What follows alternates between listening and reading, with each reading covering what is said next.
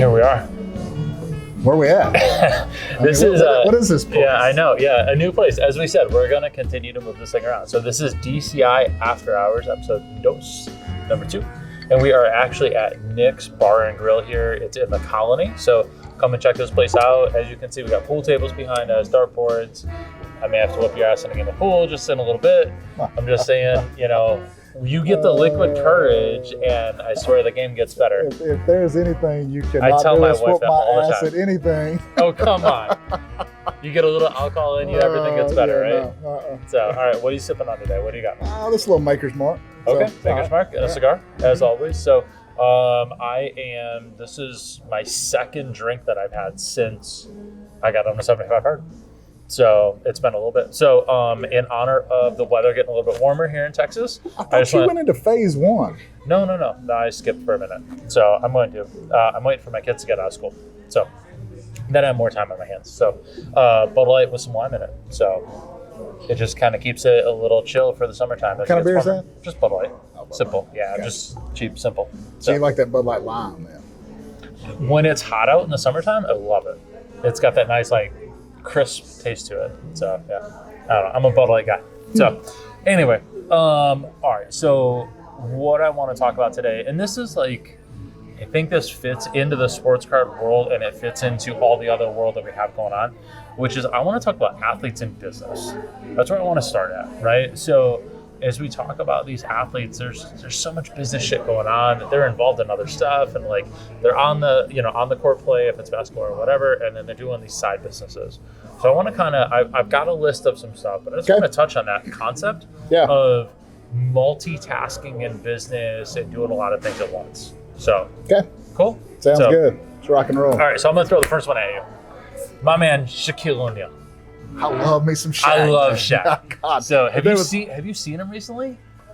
I mean, I see him on TV. He dropped probably 40 pounds. Dude's got a 6-pack right now. He's scary motherfucker. Come on now. I swear. Are you serious? Is dead serious. He's scary as shit. If there was a guy that I could pick to hang out with for the day, it would be Shaq. Yeah. I mean, yeah. You know what I mean? But yeah. So, and you're an LSU guy, right? And he's just, God, he was a monster. Such a monster in the league. Oh, yes. When he pulled down the whole rim and the whole thing. Yeah. Shaq Attack. And then he went into the whole rapping scheme, where he tried to be a rapper. I love me some Remember Shaq. that shitty movie he made when he tried to do Shazam or whatever it was? Yes, that was terrible. All right. So I think I know why Shaq lost weight now. I think I've actually solved this one. Okay. Shaq was 10% owner in Five Guys. It's not good for you. No. Tastes incredible. I think he's exited out of that now, which is why I think that he lost some weight. He lost his weight because he's not eating those hamburgers anymore. But he is an investor in other things. So just that's a person that's left the league, you know what I mean, is now investing in other stuff. But any thoughts on Shaq in general? I don't know if he did anything when he was playing, but now kind of getting into that. Would you like to have Shaq as an investor in anything? Oh, yeah. I mean, who wouldn't want Shaq? I mean, come on. He's a cool personality. Absolutely. Yeah. And Shaq is a monster when it comes to business stuff. Yeah. I mean, I don't know how many businesses he owns or invests in, but it's a lot. Yeah.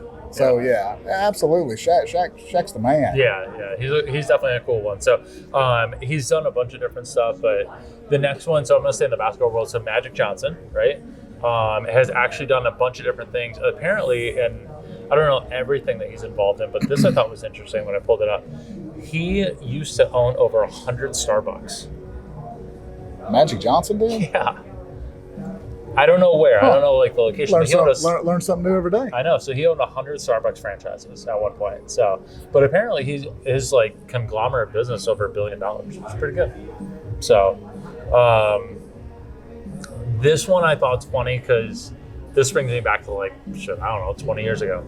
George Foreman. What was George Foreman on? George Foreman grills. What are you talking about? Yeah. You get those sear lines on your food. I used to love my George Foreman. I don't have one you got anymore, that shitty, disgusting tray that sits at the bottom that all the stuff drips out of. Yeah, it's so gross. Yeah. But you used to own one? Uh-huh. Yeah, I did too. And then I remember this was probably 15 years ago. We lived at this shitty apartment where you couldn't have grills out there, but you could have George Foreman grill because it was electric. So we had the big one that was outside, Yeah. So I had the little small one at first, uh-huh. and then we upgraded to the big one. Man, we cooked many a dinners on the George Foreman They grill. actually make a decent burger. But I had one when I was in college that I remember had a blue top on it. You could put the hamburger bun on top to like warm it up. Anyway, so Nice. while we're on George Foreman, I mean, dude was quite the beast in the ring. So Not like a Tyson though. No, not like a Tyson, So I actually just watched a podcast Tyson did recently with Joe Rogan. He's still scary. He beat the shit out of that boy on that plane, and that boy well deserved it. Sit there and antagonize Mike Tyson. Are you kidding me?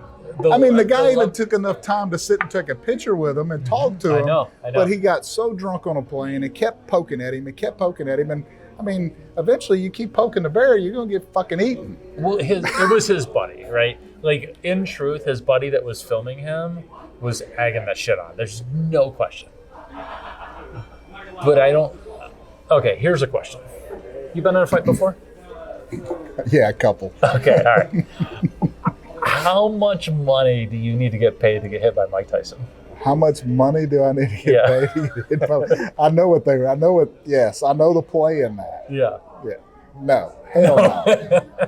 No. No. How old's Mike Tyson? 60-something now? I think he's like late 50s. Okay. He's scary still. He'd still beat the hell out of you. Yeah, no shit. Yeah. No. Yeah. Yeah, no, I don't think I want to take a punch either. No. That dude took a couple shots on the ribs. Quick, too. Over top of that seat. I think it was 3-4 shots he took fast. Oh, yeah. And then he was just... So, yeah. He was lucky it didn't hit him in the face. Uh-huh. Yeah, it's because he covered up. Right, yeah, for sure. Yeah. So, yeah, no thanks. So, everybody, we do not want to get in a fight with Tyson. Mike, if you want a challenge, I'll take you on, though. I'll jump in there for the right price. Yeah. So it'd be cool to get Tyson out here with us. That'd be great. Yeah, it would be good. Yeah. He's at a lot of the shows we go to. So true. Yeah, he does go to a lot of stuff, a lot of the events. So, okay. So the next one that I've got on the list. So John Elway, he owns Elway Steakhouses. So a whole series of steakhouses. Apparently owns a bunch of car dealerships. I don't know how much he spends time at those, but he again diversified after his career was over. So kind of an interesting one. What was the place I used to go to it in Florida? Oh, Shula's in Florida.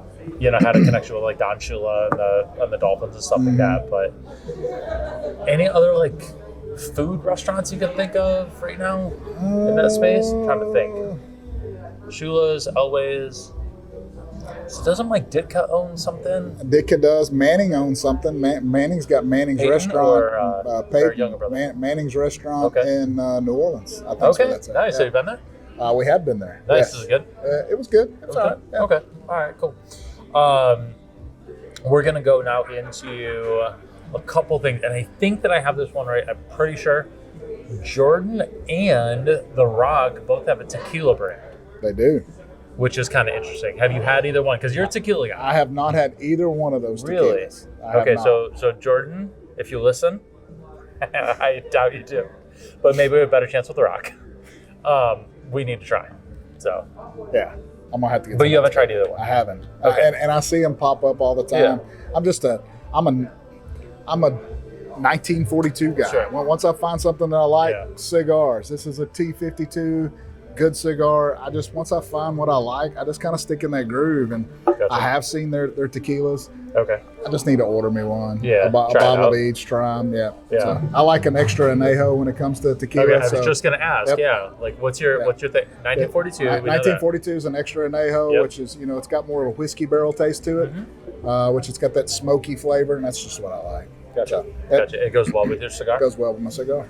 On the rocks? Straight up? Straight up. Okay. Like room temperature. I like it. I like a good pour over too. So. Okay. Yeah. Okay. Gotcha. All right. The Rock is also involved in the XFL, which is an interesting one, right? So that's kind of become the minor leagues for football now. So hopefully that will do well. There was a league. God, what was it? What was the league recently, just a couple of years ago, and they shut it down after 7 games? I used to live in Florida. Everyone there was talking. So the Orlando Apollos, shout out to them, were in first place. Co-workers purchased tickets to go to the championship game in Vegas, and after like 6 games, they shut the whole league down. Huh. But I don't remember what it was called. It wasn't the AFL. It was like something else. So XFL? No, the XFL is the one that the Rock's involved in. Yeah. USFL? I don't know, no something like that. Yeah. So I know. I saw is Johnny Manziel and Terrell Owens playing in one of those daggum leagues now. Who knows? Wasn't that what I saw the other day? It was like Johnny Manziel throwing a pass to Terrell Owens. Terrell Owens still has it. That's like Colin Kaepernick throwing a pass at the Michigan spring game. It's like the same bullshit. Colin Kaepernick. Don't even get me started there. Okay. Well, anyway, so that's how that works out. So, and then one of your favorites is, I don't have any more information on this other than the fact I thought this one interesting. It makes me laugh. Tom Brady has a production company, and actually I know that Peyton Manning does too, Omaha Production, but Brady's production company is 199 Productions, based off his 199 pick. So I thought that was pretty cool, that he went that route. So, all right, so that's he's also got like clothing brands, supplement brands, Super Hot Life, all this stuff. Yeah, everything. I think he's got a couple kids too. Anyway, all right, so that was kind of the lead-in, right? This is some of the things that these people did after, or even for some of them still kind of during their career. Obviously, Brady's still playing. But what I really wanted to get into is your version of like things that you've done in business when doing other businesses. That kind of makes sense, right? So like my first question I had was, some of these people have obviously taken a risk in order to get involved in these other businesses. So what is some risk that you've taken on the business side, or some of the biggest risks that you've taken on the business side?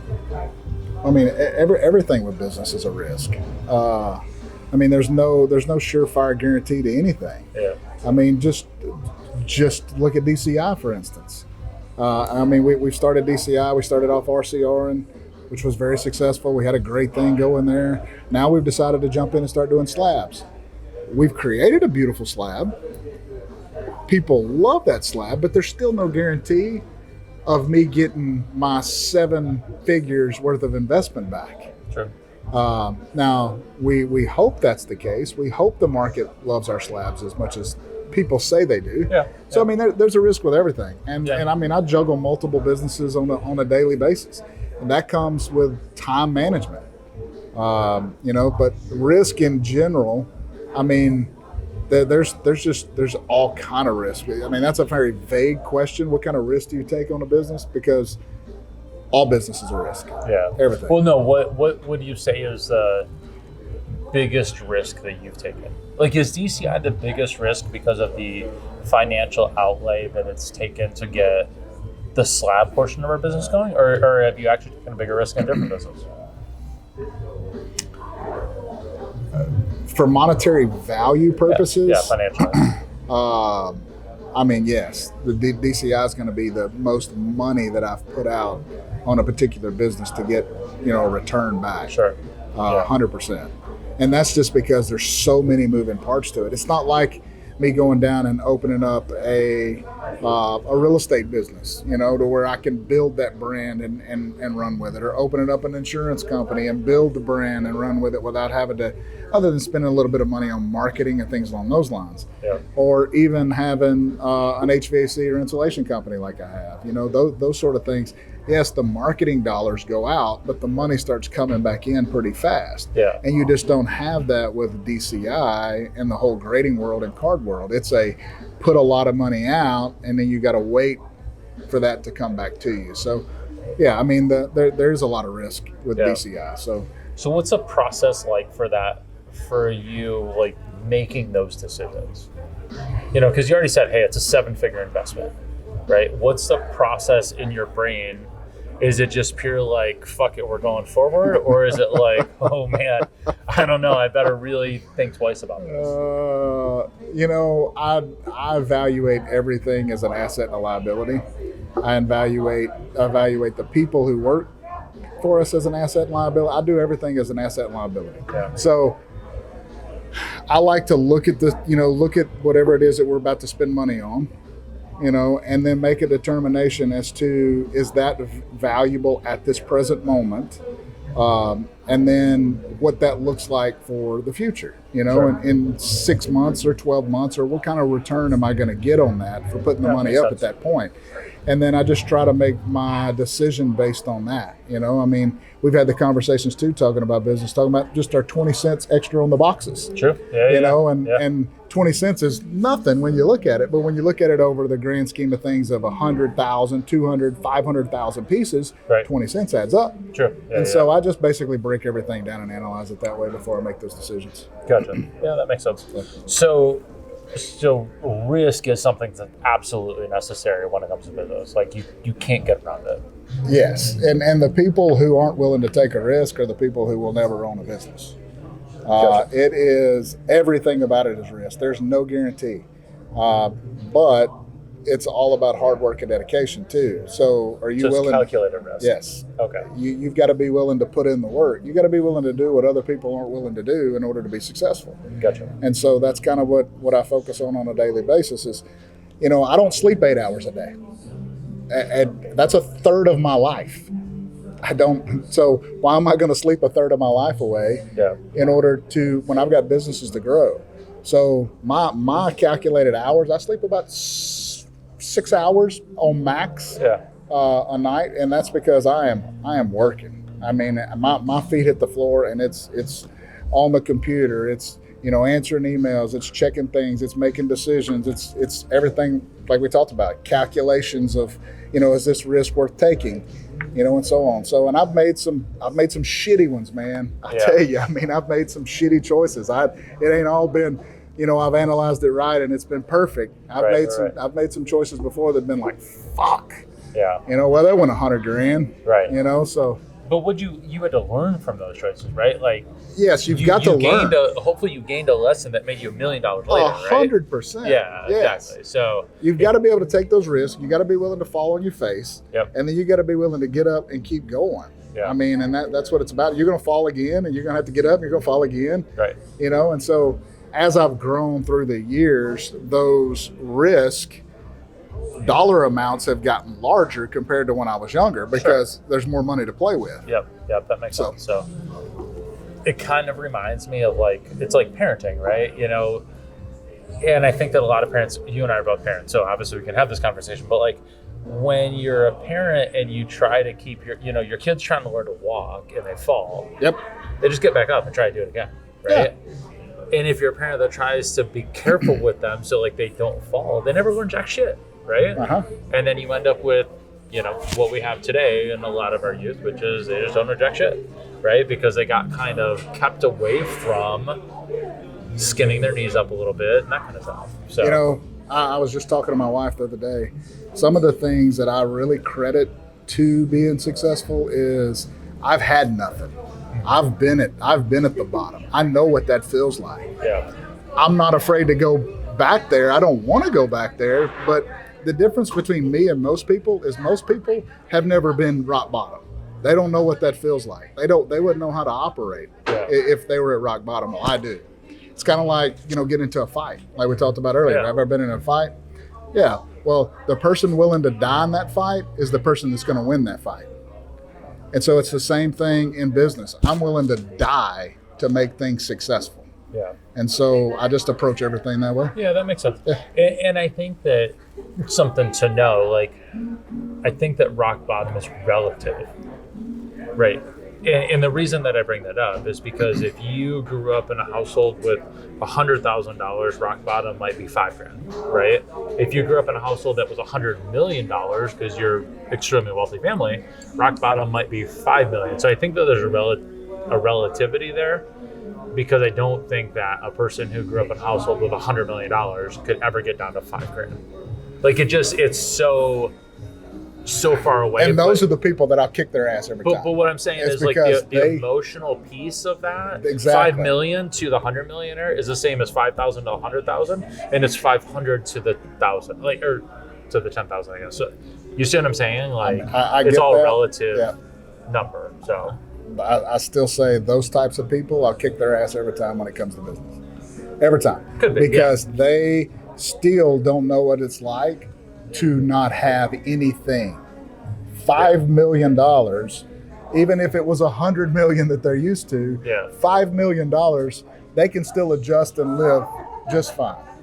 And I know it may not be their 100 million, but you take somebody who had, $50 versus that. And I mean, and we've operated on $70 a week in my household. $70. So if you tell me, I mean, that I know how to make things work with nothing. And my wife is very good at that as well. And so that's what gives me the upper hand to anybody in business, is because I know what it's like to have nothing. And so therefore, being able to scale and be able to, go back to the whole assets liability thing, because I know what it feels like to not be able to put gas in your car, to not be able to, buy a water at the gas station, those types of things, because that extra dollar or two could go to, a box of Hamburger Helper, because we lived on that before too. I mean, no knock to Hamburger Helper. It's actually not that bad. I had this conversation with a buddy of mine who told me, he's like, hey, the majority of people, regardless of the life they live, typically are just as broke as everybody else. And their description was, hey, you might have $10,000 a month that are your total expenses. And you might look at someone who drives a Lamborghini and has a bigger house than you and stuff like that, and their bills are $50,000 a month. But at the end of the day, they can't live for more than a month without having a paycheck either, just like you might not be able to live for a month on this side, right? They're just as broke. It's just their stuff is scaled up and they're about to be just as deep underwater as you. So I thought that was kind of an interesting. Yes, you're right. They could sell their Lamborghini and buy a Corolla. I'm going to tell you right now, get that, I don't feel a bit sorry for any motherfucker out there who don't have any money that's driving a fucking Lamborghini.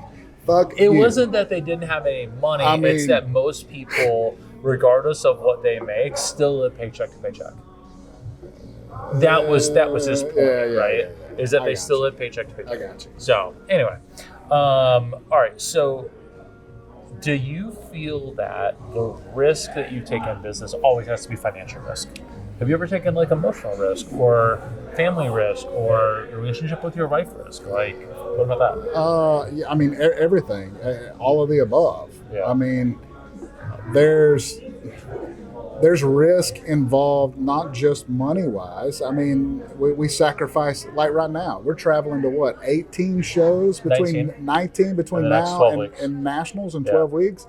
I mean, that right there alone is a risk, is a family risk, because now a lot of us are having to travel and be away from our families, and we're on the road, and then we're in the office and we're hammering it out there. So there's a lot of time away from the home front. So that's a risk. So yes, I mean there's risk all the way across the board when you start breaking it down. Yeah, that makes sense. I hear about it. But there's a lot of people that's not willing to do that. Correct. Yes, a lot of people. Yeah. My wife has my balls about that one all the time. So it's mostly due to the kid, and I feel bad for her. So because I've got a 5-year-old and a 7-year-old, right? And so I'm home during the week when they're in school. And then as soon as they get the weekend off, I'm like, peace, see you later. And she just gets stuck with them for 3 days, and I'm like, all right, I'll be back on Monday. See you later. So anyway, is there any risk or any how do I want to put this? Anything that you've been told or asked or demanded of you that you just weren't willing to put on the line? Like, do you have an example of that where? Does that make sense? Maybe I'm not asking the question. Yeah, I don't quite understand what you're saying. Like there was an opportunity, but it was too large of a risk for you to be willing to take. Because maybe it'll put your family in jeopardy or put your relationship in jeopardy or too much of a financial risk. Hey, I've got $10 million in my bank account and this is going to use up 9. And if it goes shit and it goes south, I'm just not in a good spot anymore. Like, does that make sense? Yeah, I mean, I've been approached to, invest in different companies that, I just wasn't comfortable doing. One, because I don't like to invest in stuff that I don't know what it is. Because if it goes south, I want to be able to at least get in and prop it up. Jump in, yeah. So yeah, I mean, I've had that all. I mean, I've had that several times. Yeah, that makes sense. That makes sense. So, what would you say is maybe the biggest risk that you've taken with DCI? There's the financial piece. I get all of that. Is there any other major risk that you feel like you've gone out on a limb for with DCI? I mean, we're, other than the financial part of it, I mean, we're hiring a lot of people and putting people in places, to be able to help us, grow for the future. So that's a risk. Yeah. Back to the travel sort of stuff. I mean, we're traveling a lot. Those are risks. So, I mean, that's about it. That's about it on DCI. That makes sense. Yeah. Okay. And then when we start to talk about the card market, because I do want to bring it back to sports cards, we've had a good business conversation, right? But as we think about that, what's the biggest risk that you've taken in cards so far? Is it going to be what we were talking about earlier that you're about ready to consider letting go? Yeah, I mean, I've taken some pretty big risk on the card market side, and I've had some really big payoffs on the card market side. Yeah. So, I mean, I've got a really nice Mahomes that we were just talking about that I'm really considering moving that particular card, just because of our conversation earlier about the market and things along those lines. So. But I mean, dude, I mean, I've bought Mahomes and Brady's and, I've even took a lot of flyers on Jacob Eason and, and things along those lines. And when I started off back on the investment side of cards, I was kind of like Arnold Schwarzenegger, just spraying bullets everywhere. It was like, oh shit, what's going on? Because the card market would be like, guy would go score freaking 40 points and his shit would go up 25%. So it was almost like day trade. So I mean, I was constantly on the daggum computer. Those nights I was sleeping like 4 hours. Got it. Because I'm buying, and the shit's coming in, and now I'm trying to flip it because this guy had a big game, and it was just back and forth. And I've done really well. And I've taken a bath on a few things, but overall, it's been a positive experience. So. Gotcha. Okay, that makes sense. So, all right, we're here in Texas. We're Dallas Mavs, right, in the playoffs, going into Game 2 tonight. When this is being filmed, but it's okay. It's in the series against the Suns. So, give me some predictions about the series. What do you got? I think the Suns take it in 5, just like we were talking about earlier. Yep. 4-1. I do. I think the Mavs get one game out of it. Really? Yep. They're going to win that game at home, or are they going to win on the road? I don't know if they win it at home or away, but I think they get one. They only get one. Okay. And the Suns win that series. Okay. I think it's going to be Suns 4-2. Okay. Is what I think that the Suns are going to pull it out, but I think it'll be 4-2 is what I think. So, hey, which by the way, did you go back and look at all my predictions from the last time? I did. I had every one of them. Yeah, I mean, everyone you chose, they were up 3-2. They were up one game. Yeah, I mean. And I said that, but yeah. So, I mean, you're right. You did say that they were the advantage team, the team that should win. Yep. So that's fine. But they were all up 3-2, so that's not okay. All right, so Suns 4-1. I'm going to go Suns 4-2, and I do think that they're going to close out. Who's going to win the NBA championship? Who's going to win the whole thing? The whole thing. Golden State. Golden State. Mm-hmm. Okay. Who are they going to play? Is the question. To be probably the Heat. Okay. Is who's Tyler Hero with his little whatever. Yeah. And I would say the 76ers, but now that they lost Embiid, he's out. I don't think they can pull that out, and I think the Heat's going to end up winning that, and they're going to go to the playoffs against the Warriors, and the Warriors are going to win it all. Okay. And final question: the Warriors in what? They're going to win. So is it 4-2, 4-1, 4-3? What's the count? Are they going to sweep them?